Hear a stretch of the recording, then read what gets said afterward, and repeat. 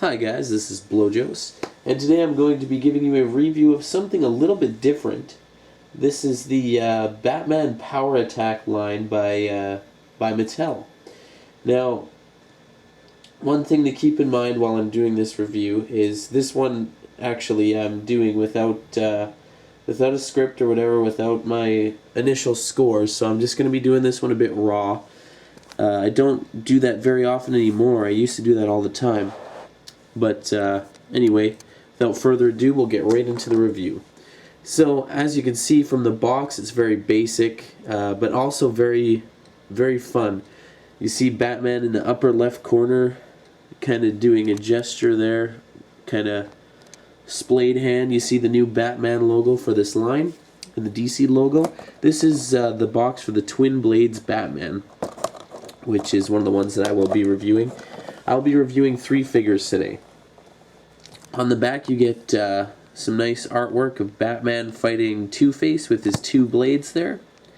And then you see these little pictures of Two-Face, Flame wearing armor Batman, Robin, and Twin Blades Batman. That's the one that I'll have in this review. I'm also going to be reviewing the Subzero, oh my goodness. Yeah, Subzero, Mr. Freeze. Jeez. That's the back of his card there. You see some nice artwork of Victor himself fighting Twin Blades Batman, believe it or not. And Killer Croc. Now both Twin Blades Batman and Killer Croc are from the first wave, but Mr. Freeze is from the second wave that just came out, I think, a couple weeks ago. So here we have Killer Croc. Here is Mr. Freeze. Here, maybe I'll put him on the end because his blade. And here is Twin Blades Batman. Here. He's kind of a bit difficult to stand. His feet are a bit warped from the package. But as you can see, these are really cool looking figures.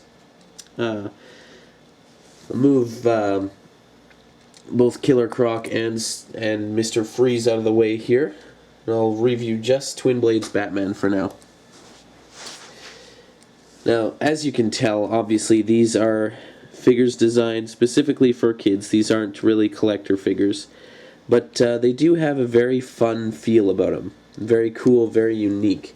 Their fists and feet are kind of enlarged, and they all kind of have this very cartoony feel to them. But this line is actually not tied to any Batman cartoons or whatever. So first things first, the paint. Now on Batman here, it's actually pretty basic. He's just got his classic gray and blue suit, and just the logo tampographed on there. He's actually sculpted in gray, and his head is sculpted in the blue for his cowl, and everything looks good on this figure. The paintwork is very solid. As for articulation, these figures are, because they're aimed more towards kids, pardon me for a sec, they actually don't have very much articulation. The head is just a swivel. It looks like a ball joint, but it's not. The arms are swivels. Here. Swivels at the shoulder and bends at the elbow. No wrist articulation. They swivel at the waist, and they have a T crotch. So their legs go up and down. So, articulation isn't the best, but these are pretty awesome figures.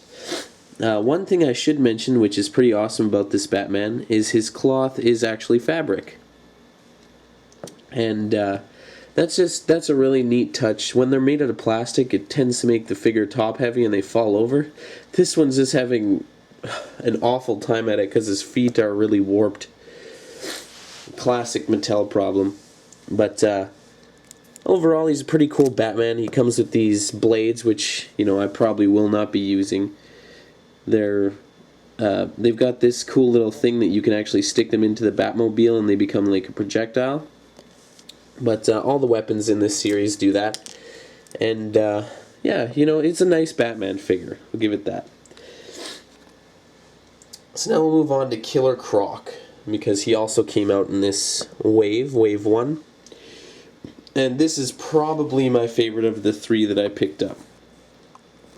He doesn't come with any accessories, but he's got a lot of heft to him.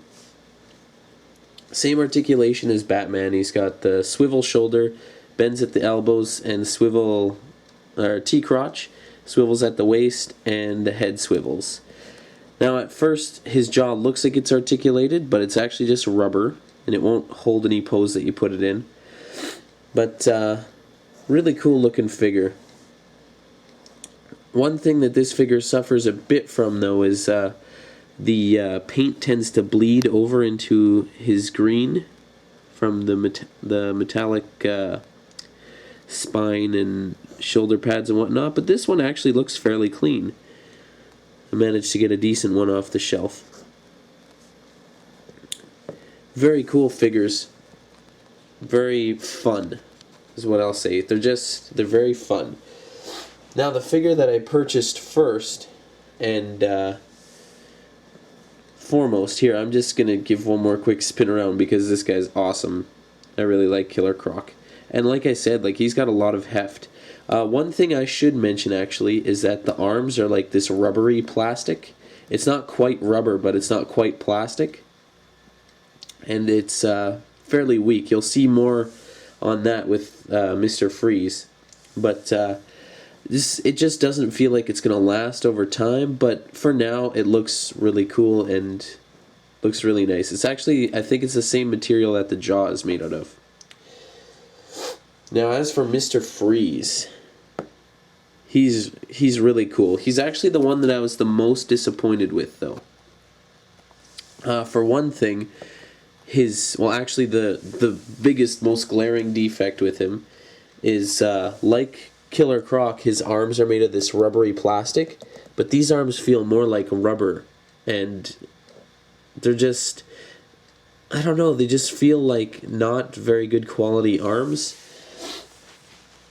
But, you know, they're clear and they look awesome. You can see his rib cage there and his, I don't know, like, he looks awesome, but that arm thing is really worrying me.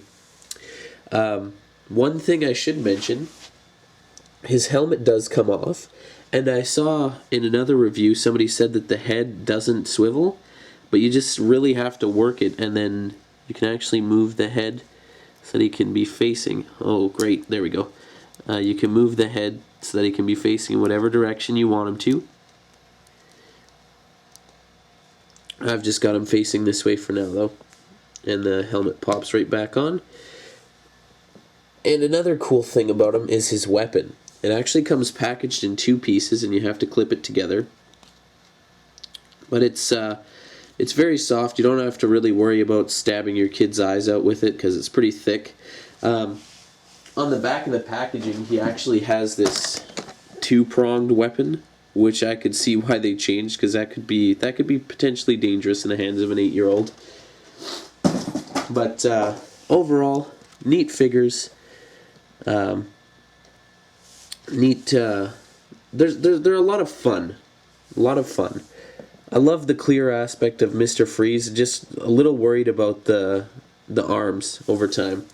His sword also has this cool feature. It's got a hole in the center, so you can stick it onto his back here, onto this piece of machinery, and he looks just kind of badass samurai-like. But really cool details there.